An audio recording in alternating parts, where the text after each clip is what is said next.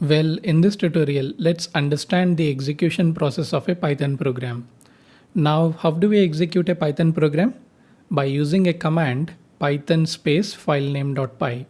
And if you are using Mac, we will be using python 3 space filename.py.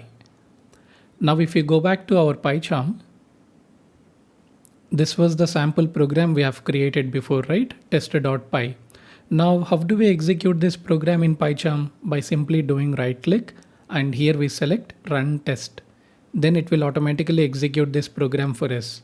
But behind the scenes, even PyCharm will be executing the same command python space test.py. Let me also add some more sample code in this program. So here I'm creating two variables a and b with values 10 and 20. If you're coming from other programming languages like C, C++ or Java, you might be wondering why are we not specifying the data type of the variable. Don't worry about it for now. We'll be discussing about variables in detail in future. For now, think of variables like the names given to these values 10 and 20. Alright. Now here in the next line, we are assigning this value a plus b, which is 30, to this variable c, and finally we are printing this variable c, which will have value 30. Now if you execute this program, so we can see that first it prints hello world, then it will execute these instructions, and finally it will print the value of c, which is 30. Now one very important point we need to understand is whatever instructions we wrote here, these are high level Python instructions, which means these are instructions that we understand, but our processor only understands machine level binary instructions. So it can't execute these high level instructions directly, and that's where a program called Python interpreter comes into picture.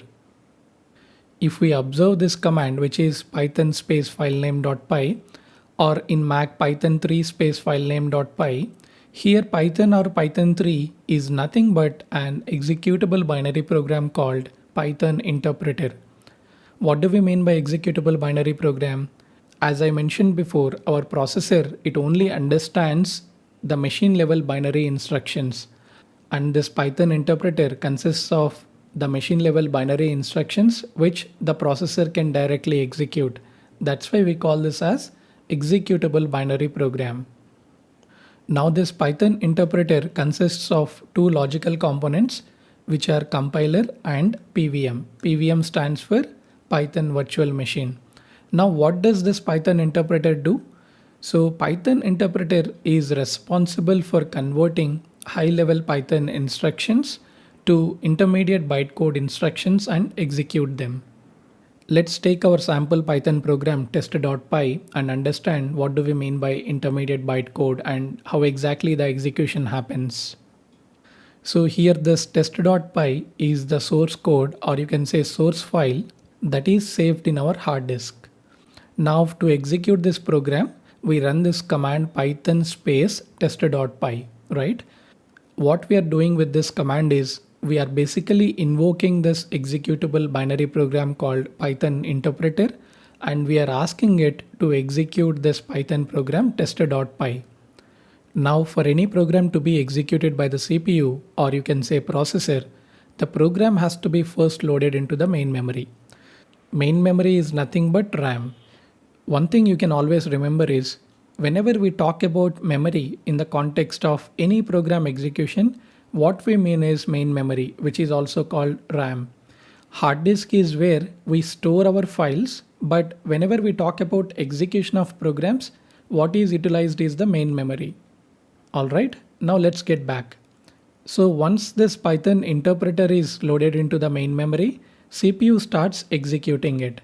Now let's try to understand what this Python interpreter does. We know that Python interpreter consists of two components, which are compiler and Python virtual machine. Firstly, the compiler component of Python interpreter translates the source code into an intermediate form called bytecode. So the source code is not getting directly translated to machine level instructions, but in fact it is getting translated to an intermediate form called bytecode. And this bytecode will be present in a .pyc file, which is created inside main memory. Now we have these bytecode instructions, and the processor will not be able to execute these bytecode instructions. Remember, processor only understands machine level binary instructions. So who understands this bytecode? It is the Python virtual machine component of Python interpreter that can understand this bytecode. So once this bytecode is created, Python virtual machine reads these bytecode instructions one by one and executes them. So here the whole bytecode is not getting converted to a machine level binary file before execution. In fact, PVM reads each of these bytecode instructions one by one and executes them. This process is called interpretation. So this is how a Python program gets executed finally. And why do we call this as Python virtual machine? Let's think about it this way. What does a machine basically do? Among many other things, one of the important tasks of a machine is to execute programs which have bunch of instructions. And here PVM is the component that understands this bytecode and executes these instructions one by one. Not only that, PVM also handles many other responsibilities like memory management during the execution of Python programs. So in a way we can say that PVM acts like a machine which takes care of execution of bytecode and many other things like memory management. But it is not a separate hardware machine. It's just a software layer which kind of creates an illusion of a separate machine. That's why we call this as virtual machine. Now, even though we call this software which takes care of execution of Python programs as Python interpreter, it also has a compiler component. During the execution of a Python program, firstly the compilation phase happens where the source code gets translated to an intermediate form called bytecode.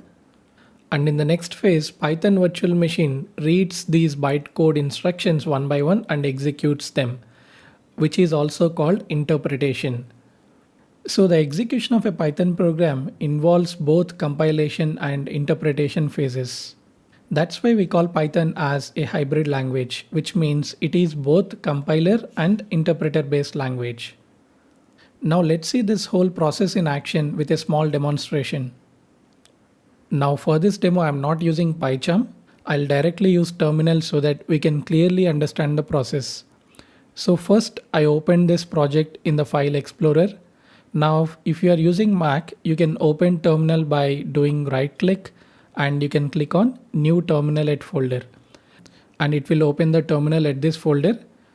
And if you are using Windows, what you can do is you can open the project folder and there will be an address bar on the top. There you can simply type cmd and press enter.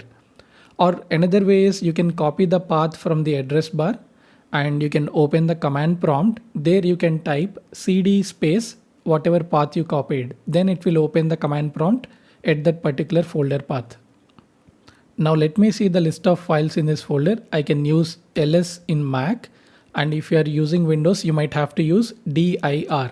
Alright. And if you press enter, as you can see, we have test.py file inside this folder. Now how can we execute this Python file? By using python space filename.py, and I'm using Mac, so I'll use python 3 space filename.py, which is test.py, and press enter. So it executes the program and prints the output. But if we see this folder, we don't see any .pyc file, right? We don't see any bytecode. The reason is when we execute the program, the bytecode gets created inside main memory and PVM directly executes that bytecode. But there is a way using which we can save the bytecode in our disk. So in order to generate this bytecode and save it in your machine, we can use this command python space -m space py_compile space whatever Python file you want to compile, which is test.py. If you are using Windows, you can simply use Python. So this is a very standard thing you have to remember. If you are using Mac, you should be using Python 3 command. If you are using Windows, you should be using Python command. Now if you press enter, now if we go back to our project folder, now you will see a folder called PyCache created. Now if you expand this, so this is what is called bytecode.pyc file. Test is the name of my Python file. So the bytecode will be created with a name test.cpython-313. 3.13 is the Python version I have in my machine, so it adds this suffix and it will end with .pyc. This is the extension. Even in terminal, if I use ls, you can see this PyCache folder. If you are using Windows, you can use dir command to see the contents of the folder. Alright. Now let me open this PyCache folder by doing cd space PyCache and press enter. Now if we view the list of files, you can see there is this test.cpython-313.pyc. Now we have generated the bytecode, which is .pyc file. And how can we execute this bytecode? By simply doing python space and specifying the pyc file. Just like how we do python space test.py, similarly we can use python space whatever the name of this .pyc file, and you can press enter. My bad, I should be using Python 3 as I'm using Mac. So let me add Python 3, and now if I press enter, it now executes this bytecode. Now one interesting thing about this bytecode is it is platform independent. That means if we take this .pyc file and if you execute in any other machine which has the compatible Python interpreter, it can be successfully executed in that machine as well. Let's say you are using Intel processor in your machine, and let's say you have created this .pyc file, which is the bytecode. Now if you take this bytecode and if you want to execute in any other machine which has a different processor, let's say AMD processor, all you need to have in that machine is a compatible Python interpreter. Even though that machine has a different hardware, PVM component understands how to execute the bytecode instructions on that particular hardware. We don't have to worry about it. This is why Python is popularly known as platform independent language, which means you can take the bytecode generated in your machine and you can execute it in any machine which has the compatible Python interpreter without worrying about the underlying hardware. Now you might be wondering, why is Python created with this kind of an architecture? Instead of executing this bytecode, why not PVM directly execute the high-level Python instructions from source code? To give a simple intuition behind this, bytecode instructions are much more simplified than high-level Python instructions. Bytecode is not as low-level as machine-level instructions, but still, bytecode is much closer to machine-level instructions when compared to high-level Python instructions. So obviously, executing bytecode will be much faster than directly executing the source code Python instructions. Of course, there are a lot more other benefits as well, but I hope this gave you some basic intuition behind this. With this, I hope you understood what happens behind the scenes when a Python program is executed. That's all for this tutorial.